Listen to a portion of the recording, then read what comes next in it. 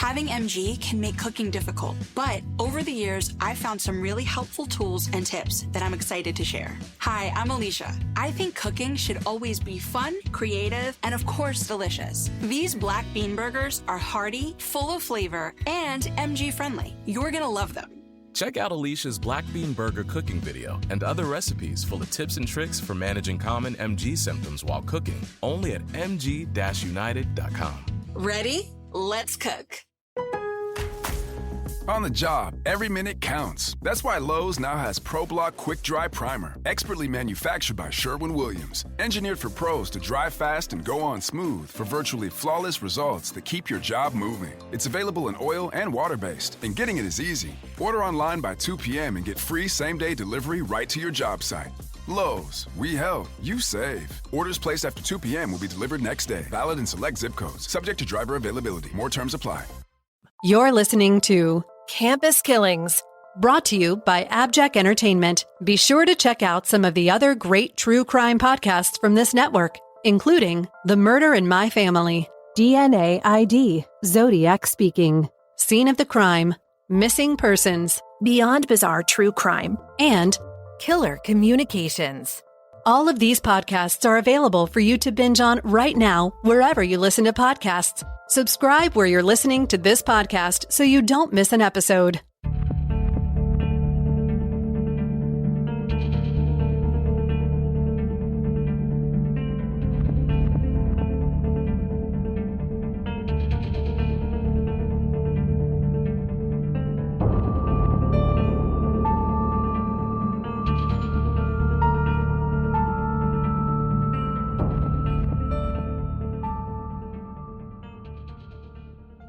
Hi, Amy, and welcome back, listeners.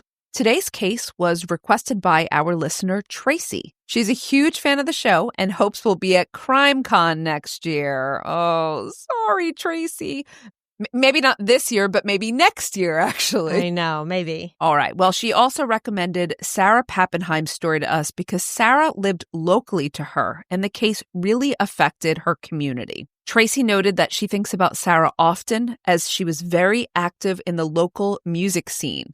And while all the victims we cover on this podcast are tragic, Sarah's death has really stuck with Tracy. So we're very honored to be covering Sarah's case today. And as she was a study abroad student at the Erasmus University in Rotterdam, Netherlands, we'll be focusing on an international institution today. I don't think we've done many international ones. We have not. And so I'm glad to be covering this one. Let's hope I don't butcher the names too much.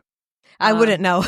So I try. I do seek multiple sources, but okay. I'm sure my pronunciation will be a little off. So bear with me, everyone, okay? As we often see with universities, Erasmus, or EUR as it's known today, went through a name change as the school grew and developed. Now named after the Dutch 15th century theologian Desiderius Erasmus Rotterdamus, the school was originally called the Netherlands School of Commerce and was founded in 1916 by the business community of Rotterdam. Okay, so now you know why I did not choose this case. I don't even know that I would have, even with help, I don't think I could have pronounced that. Yes, in all seriousness, when I looked at the cases, I saw it and I was like, uh-oh.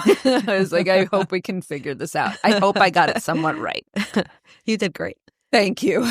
By 1937, the school earned university status for providing academic instruction in the areas of economics. The institution grew rapidly over the next 30 years, adding degrees in the social sciences, law, philosophy, business administration, history, and art. By 1966, they'd also established a medical facility, which is now the University Hospital of Rotterdam, and the university became EUR. Today, EUR is a public research university, and while they still specialize mostly in economic and medical degrees, they also offer traditional liberal arts degrees. Across their 5 locations, they have 4 in Rotterdam and 1 in Hague. EUR offers a broad spectrum of undergraduate degrees taught in Dutch, as well as several degrees taught completely in English.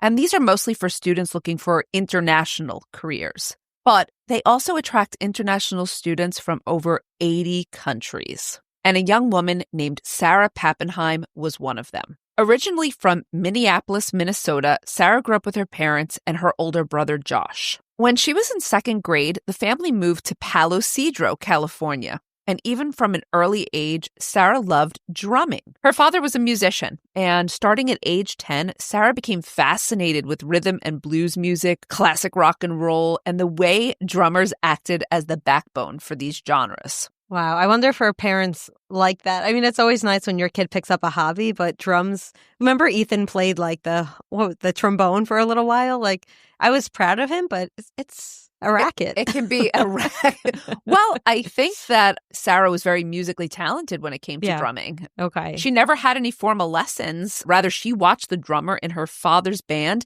and she learned to play drums by ear. That's incredible. You know what's funny? My mom was a drummer in high school. Sorry. I just brought that up because it was random and cool. And there were very few female drummers, but my mom was also kind of determined. And I think cool. I think she might have been pretty decent too. So I know I thought of her when I read this because female drummers then especially were not very common. Okay.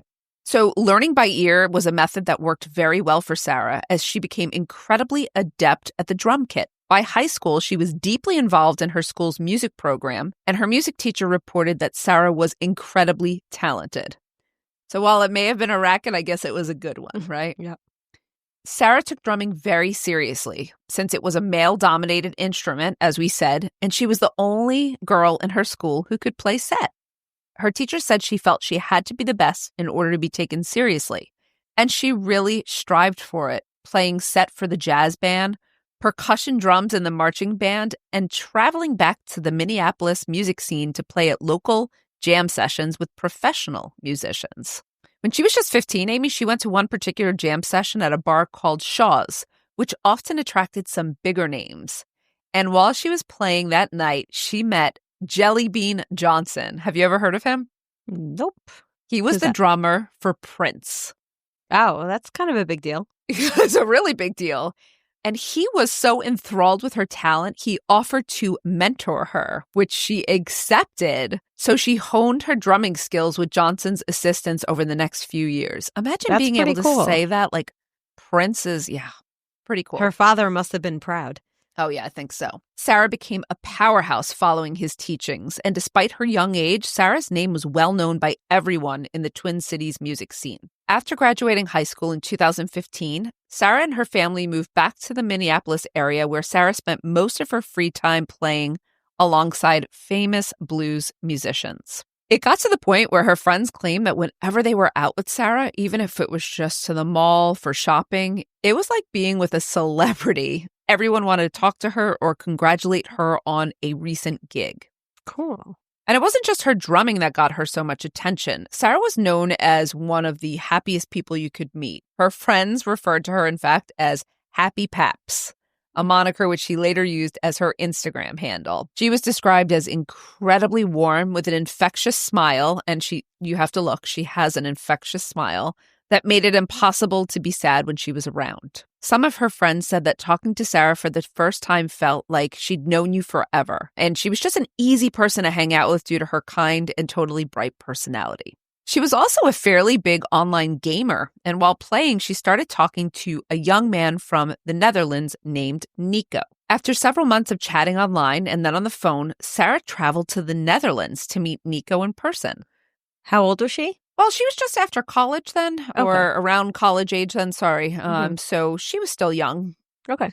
But old enough to be traveling abroad, certainly. By all accounts, it was an instant connection, and the two decided to start dating, though it would be long distance, as Sarah returned to Minneapolis's music scene after her short visit. But sadly, tragedy struck not long after her return in 2015. Her brother Josh died by suicide, shocking the entire Papenheim family. Oh, how much older was he? They weren't that far in age, and I wasn't able to find information on what led up to the suicide. There was one interview that I saw that may have referenced history with mental illness. And there was another that said he took his life right after his mother remarried, but there wasn't anything specific. So I can't be sure what was happening that led up to this. Regardless, this was a terrible blow for Sarah, and she began to suffer from depression and intense grief following her brother's death. Now, Nico flew out to stay with the Papenheims to comfort Sarah, and her mother later told the press that he was an amazing support for the family and just a truly wonderful person. He stayed by Sarah's side for several weeks as she grappled with her brother's death, but he needed to return home for his new semester at EUR. Mm-hmm. But Sarah wasn't really ready to be alone, and maybe not without him because he was such a strong support system. So she decided that she would go with him. She hadn't picked a college yet, and EUR had a phenomenal international program. So she flew back to the Netherlands with Nico to start her new life abroad. Sorry, I just looked her up. That smile. Oh, unbelievable, right? Yeah. Gorgeous. What, like, infectious. You know, when people say someone has an infectious smile, like, it's very rare that, like, she has a gorgeous smile. Sorry, continue. No, I absolutely. Mm-hmm. I was totally struck by it. Mm-hmm. Yeah. So her friends and family reported that while part of her decision was to follow Nico, a larger part was that Sarah hoped that starting over in a new place would help her contend with her brother's passing. It must have been hard for her family.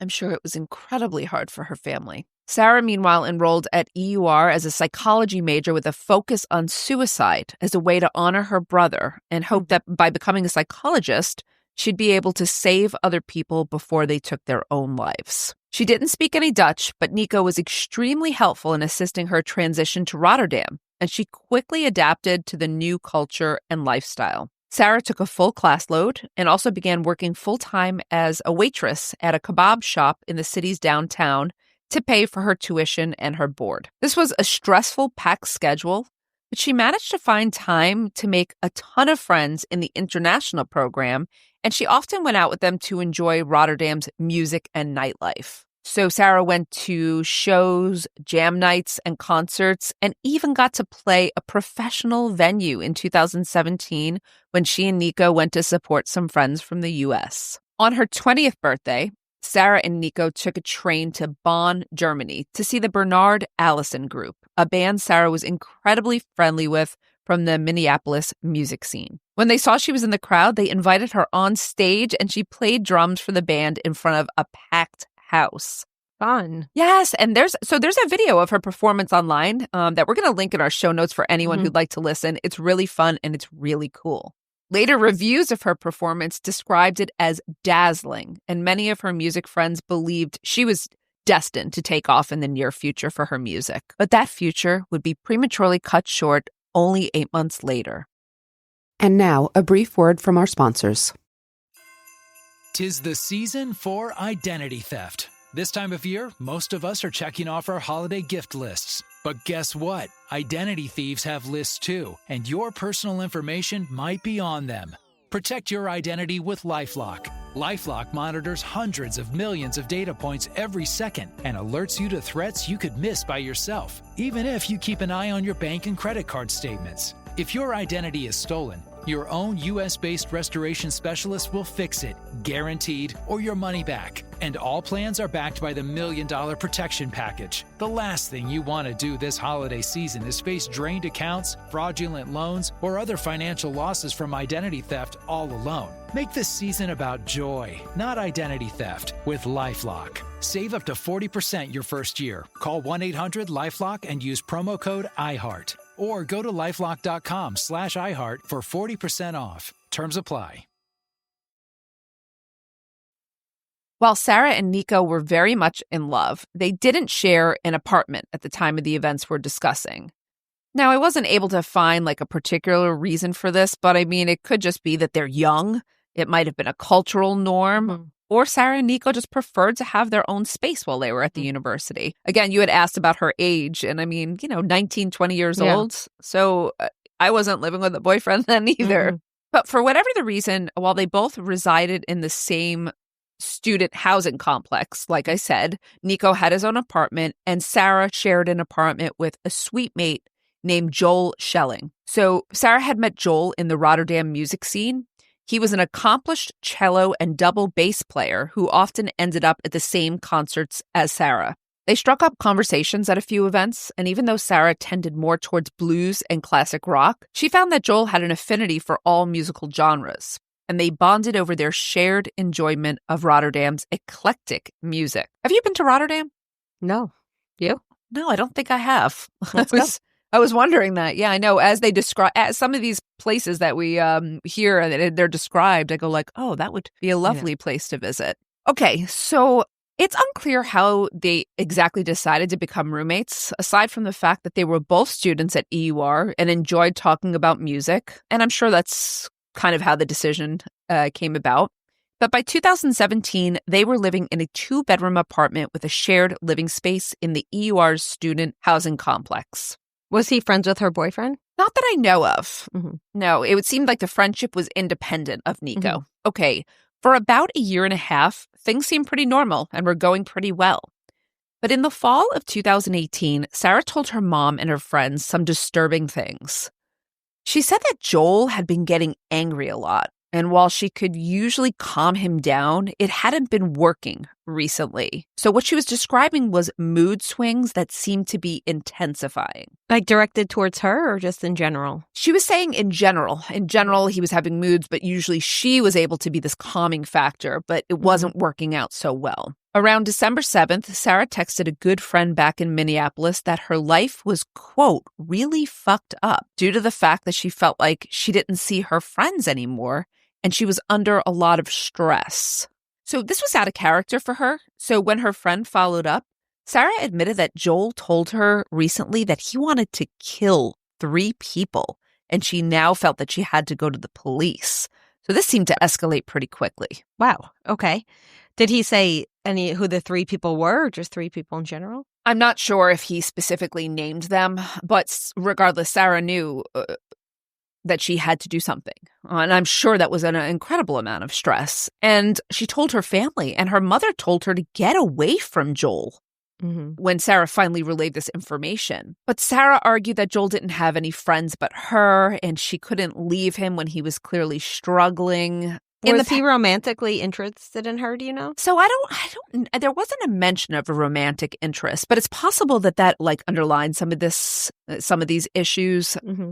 Sarah also felt because she knew him for a while and because she'd always been able to handle him, he'd never threatened her, that he wouldn't hurt her. She did not feel that she was at risk. However, on December 10th, Sarah contacted a local Dutch mental health support team to report Joel as a troubled person, and an official came to their apartment later that day to talk to him. After an evaluation, however, they deemed that Joel wasn't dangerous, though Sarah called them back later that evening, telling them that Joel had said, again, he had referenced killing, and specifically this time, Joel said that he wanted to become a serial killer. What?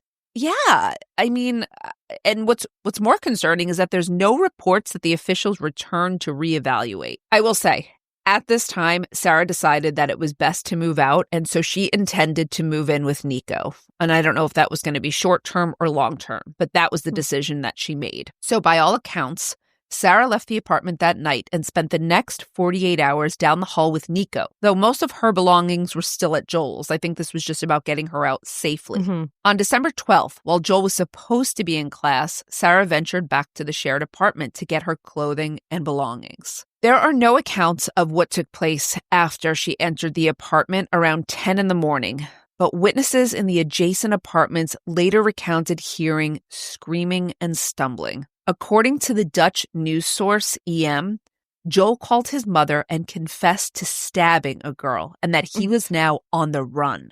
Joel's mother contacted the police immediately, and when law enforcement got to the apartment, they found Sarah lying in the bathtub bleeding out from multiple stab wounds. So awful. They tried to resuscitate her, but she died on the scene.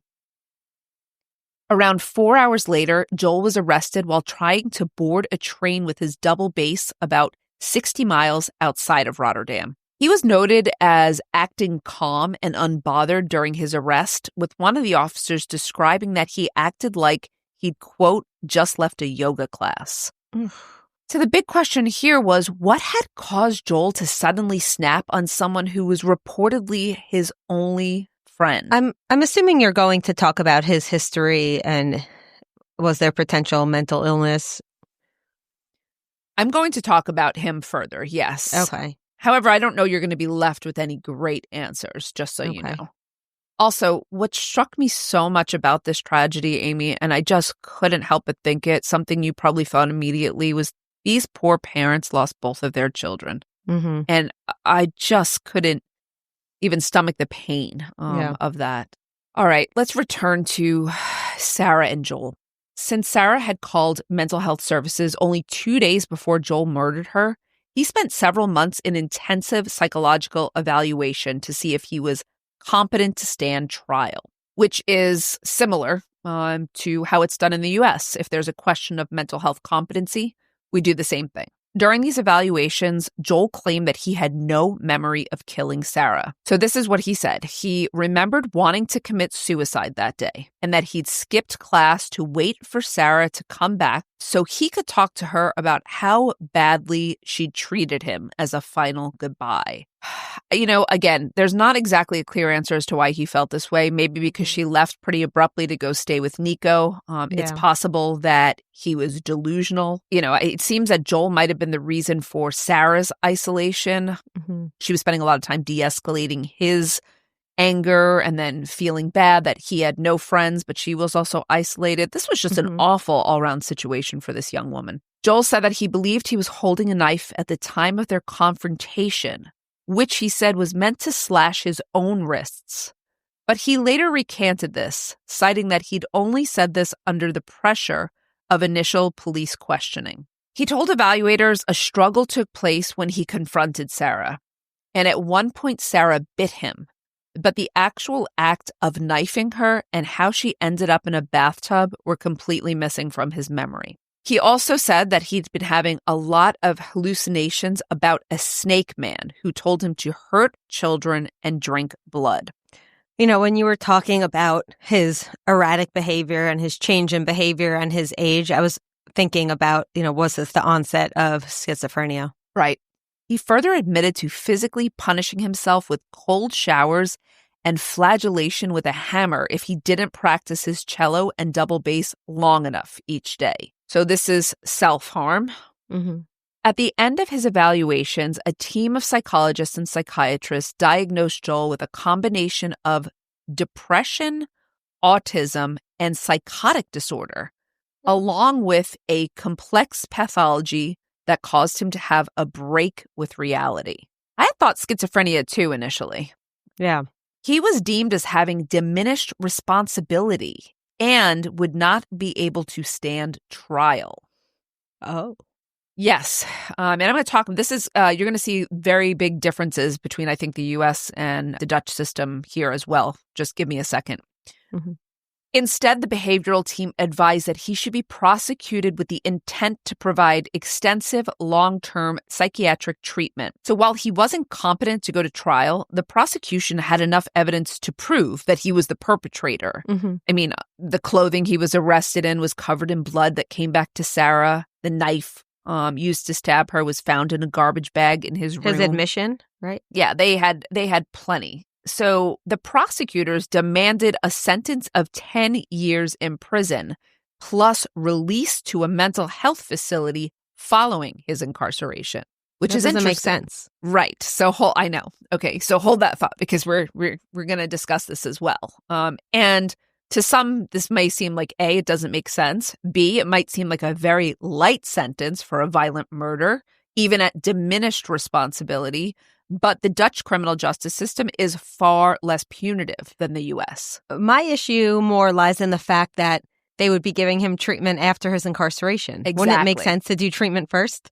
Exactly. And this is what I meant with the primary differences with the U.S. too. I mean, we typically look at people who are not competent or qualify for insanity defense as people who don't deserve punishment then. They need to be treated. Or they are capable and they deserve punishment. It's not usually like this was almost like a split sentence, which doesn't quite make sense to me either with punishment before treatment. I was a little confused about it as well. But let me talk about some of the Dutch criminal justice system basics, just for a little background, okay?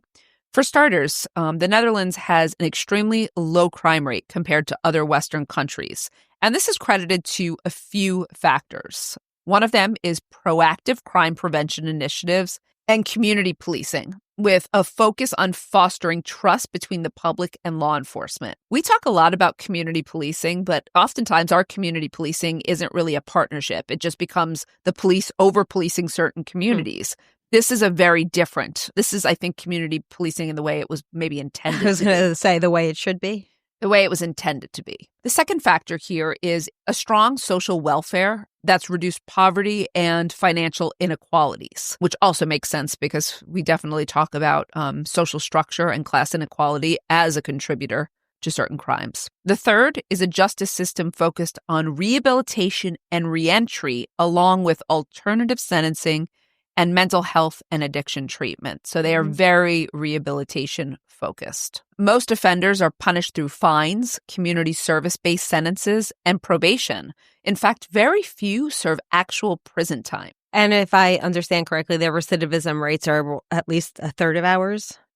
I don't know if it's a third, but significantly lower. Okay. Yes. And for those who do serve time, there's a very high focus on rehabilitation and reintegration in the Dutch prisons that include educational and vocational training, along with mental health assistance and addiction recovery. But we say that we have all of those, but again, do we really have them? I think they really focus on that. So keeping all this in mind, let me tell you what Joel's sentence actually wound up being, because, the prosecutor demanded it doesn't mean that's it. The judge gave Joel 6 years of incarceration, followed by compulsive hospitalized treatment for a 2-year minimum, followed by reevaluation. So again, we're starting with prison, though, but also they also have strong services in their prisons, a little bit different. However, I don't know. Yeah, I guess there are ideas. There is some punishment. He is responsible, but we want to make sure he's treated and rehabilitated at the back end before he comes out. I almost feel like sandwiching it would be a better idea. How so? What do you mean? Like first sending someone to a mental health facility. Once you get them stabilized, then maybe sending them to a prison to be punished, quote, punished, and then back to the facility just to make sure. That's actually very interesting. Yeah. I mean, it sounds very expensive. I don't think anyone's going to do that. It does sound expensive, even though I think they do spend more in terms of like rehabilitation and reintegration. So there were mitigating factors, of course, which included Joel's young age and his diminished capacity due to the diagnoses. And he had no priors, I'm assuming. No, he did not. Not from what I could see. No. However, the judge did admit that Joel's capacity to reoffend was high and the nature of his crime was extremely violent, which was why he was sentenced to the compulsive hospitalization and long-term supervised care. They focus on rehabilitation, but he was definitely worried about public safety and reoffending. By the Dutch system, this sentence was seen as fair. And again, this is a different country with a different culture. What do you think he would have been sentenced to in the U.S. just to play 25 to life? Yeah. I think? don't think he would have qualified. He might have been, what I think is that he probably would not have been competent to stand trial immediately. It would have taken him several months. They would have rehabbed him. He would have stood trial. And yeah, I think he would have gotten something. Second degree. I don't think they could have. I don't think it would have been hard to prove premeditation. Yeah. No, I think probably about 25 years. Yeah, you're probably right. I don't think he would have qualified for insanity defense, though, even with the diagnoses. No way. No. I don't think so. Well, it doesn't matter how we feel about it. A more important question is, how did also Sarah's family feel justice was served, or did they? I mean, I'm sure you won't be surprised to hear that they did not feel justice was served here. We'll return after a brief word from our sponsors. 'Tis the season for identity theft. This time of year, most of us are checking off our holiday gift lists. But guess what? Identity thieves have lists too, and your personal information might be on them. Protect your identity with LifeLock. LifeLock monitors hundreds of millions of data points every second and alerts you to threats you could miss by yourself, even if you keep an eye on your bank and credit card statements. If your identity is stolen, your own U.S.-based restoration specialist will fix it, guaranteed, or your money back. And all plans are backed by the $1 Million Protection Package. The last thing you want to do this holiday season is face drained accounts, fraudulent loans, or other financial losses from identity theft all alone. Make this season about joy, not identity theft, with LifeLock. Save up to 40% your first year. Call 1-800-LifeLock and use promo code IHEART. Or go to lifelock.com/iHeart for 40% off. Terms apply.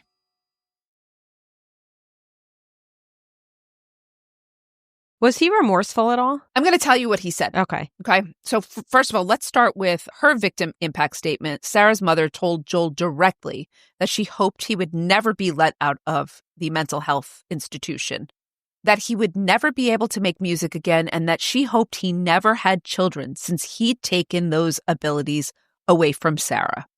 Sarah's father shared similar sentiments, also adding that Sarah had specifically chosen Joel as a roommate because she knew he was struggling with his mental health, and she wanted to help him. And despite her parents both urging her to leave, she promised them that Joel would never hurt her. By their estimation, Joel repaid Sarah's kindness with brutal murder. And as I mentioned earlier, he had also left them childless since her one other sibling, Josh, had died by suicide. Not to mention such tragedy. Sarah had been slated to come home for Christmas literally 3 days after her murder.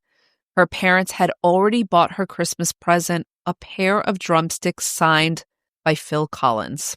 Oh. That she would never get to open. They felt that 6 years was a shamefully light sentence for the level of violence Sarah endured in her last moments. Her mother told the press, quote, "He got 6 years, but I got a life sentence for my daughter being murdered. Every 2 years, I have to go back to Rotterdam to make sure he stays away." One of the painful outcomes as well for families, that it's never really over, is it? Joel read his own statement during sentencing, citing, quote, "I still can't believe it was my hands that did it. Although I can't remember anything, I regret it." Okay. So you had I asked... think that's, at least he said something. I don't doubt that he had a mental break of some sort. Yeah. Yeah, I'm not So- sure I really am not sure that he remembered it, to be fair, because sometimes we say, oh, that's kind of a cop-out, or, Mhm. they're not being truthful. But there seems to be an indicator that he was taking responsibility, but he might have really blacked out here during the actual crime. Yep. I mean, still, it's a tragedy all around here for everyone. What about Nico? Any word on Nico? I don't know actually what happened to Nico, though. I'm sure that he was a part of the process as well, and I'm sure that he was incredibly grief-stricken as well. By all accounts, he was an incredibly supportive partner to Sarah. Sarah's remains were taken back to the U.S., where a celebration of her life was hosted on January 6, 2019. EUR students made a memorial to Sarah on the ground floor of the apartment building where she was killed, leaving flowers, messages, and photos of her and her friends in a beautiful tribute. The school also created a memorial room to honor Sarah's memory, where her friends and colleagues could go for a moment of reflection to remember her. As far as I could find, it's still there, though it's only open to members of the EUR community. Thought that was a nice tribute as well. Yes. About a month after her murder, several of Sarah's Rotterdam friends held a concert in her honor during their open stage night. They played Let It Be by the Beatles, since this was the last song she had performed before her murder, along with sharing stories and other memories. Sarah's parents also set up the Josh and Sarah Papenheim Memorial Scholarship in Music, which is annually awarded to a college-bound student from Sarah's alma mater, Foothills High School. Okay, though her time was short, Sarah left an indelible mark on not just the Minneapolis music scene, but the global music community. I mean, there's no way to know how much bigger her impact may have been had Joel not taken her life on that cold December morning. Yeah, I think this is just, so many of these cases are tragic as well, but she was such a rising star, someone who just didn't get to the top, but she could have been a name that we all knew someday, and that's certainly another part of the tragedy. Also, she may have become a psychologist who turned her love of music into therapy. To help people like Joel. Exactly. We recently, you said we don't cover a lot of stories from abroad, and I was like, well, we recently covered one, but I realized that was one that I covered on Women in Crime, and that was Grace Mullane, who was also killed abroad, if you recall. So certainly there are a lot of things that one can do abroad as well that don't particularly relate to Joel's case. But I know that there are things you can do abroad to protect yourself. And we've looked at that in other cases, like, knowing the 911, knowing the embassy, things of that nature. And in this case, again, the one person that Sarah tried to help the most, he was the one who actually perpetrated the crime. Do you think there's anything, sometimes when we listen to these stories, in a recent case, we were talking a lot about red flags and things that were ignored. It seems to me this is one of those cases where there's not much more that maybe could have been done to prevent, because it sounds like she was trying to help him. She called authorities, or she was planning to. Is that right? She called authorities twice. So this is one of those cases, Amy. It's like, was it preventable? Well, when his behavior increased to what she felt was alarming or threatening, granted, like, of course, maybe she could have left sooner, but that's not on her. She called authorities. She called them twice. She made an exit plan. She actually left. She only came back that day because Joel was supposed to be in school. So she thought she was safe to reenter. And of course, there's so many things that, Sarah did here. And I don't know how this could have turned out differently, or if this would have turned out differently. I wish it would have. What about Joel now? So this was 2019. Is he released yet? Right. Great question. So, as of the recording of this episode, Joel Schelling is finishing the last year of his 6-year prison sentence. So I guess he also, maybe one of the key differences too is that he's like 6 years meant 6 years he's serving, not 4 years. In 2026, so next year, he'll be released to a mental health institution for 2 years before being eligible for reevaluation and potentially release. So let's just put that. And he's young. And he's very young. He's very young. Whole life ahead of him. He's in his 20s, from what I understand. However, I do want to call out that he has to spend 2 years there before reevaluation. That is not release. If they feel that he poses a threat still, he will be denied release. And then I don't know what the terms are after that, if it's every 2 years, every 1 year, but this doesn't mean automatic release. I just want to point that out. I do feel for the family.